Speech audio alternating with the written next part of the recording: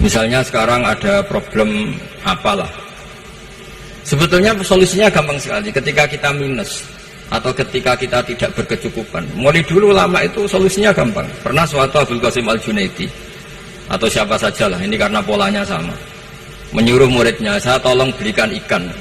Cara sekarang mungkin dikasih uang 50.000, terus dikasih tahu sama muridnya, Pak Yai uangnya tidak cukup karena harga ikannya 70.000. Terus kata gurunya, beri lebih murah lagi, uang 50 aja tidak cukup, kok cari yang lebih murah. Kata beliau, arfisuhu bitarki, ya bikin murah karena kamu tidak berkeinginan, jadi nggak usah belikan katanya. Ini penting sekali karena dulu ada solusi masyhur itu makalahnya Imam Syafi'i itu.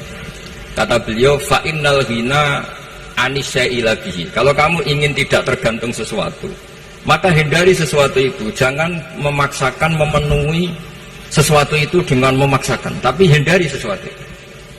Saya misalnya kalau nuruti kepengen, misalnya kalau saya dengan nafsu serakah saya, mungkin saya ingin punya mobil mewah, ingin apa saja, tapi itu membuat saya tersiksa karena harus menyediakan ini itu.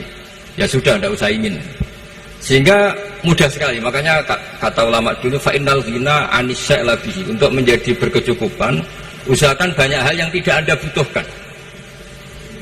Semakin banyak hal yang kita butuhkan, maka kita akan tergantung akan sesuatu itu. Makanya banyak ilmuwan, saya sering diskusi sama pakar-pakar sama ilmuwan, apakah negara Amerika itu negara yang kuat? Banyak ilmuwan yang berpikir itu ilmuwan politik, bukan tasawuf, berpikir negara paling lemah itu ya kayak Amerika, karena semakin powernya kuat, ketergantungannya semakin kuat. Untuk memenuhi kebutuhan listrik harus begini, untuk kebutuhan minyaknya harus ini. Semakin kita kuat, maka ketergantungan akan sesuatu semakin banyak. Jadi ibarat orang yang punya Alphard sama yang enggak, kayak mana ya? Kayak yang enggak, karena kebutuhannya ada banyak.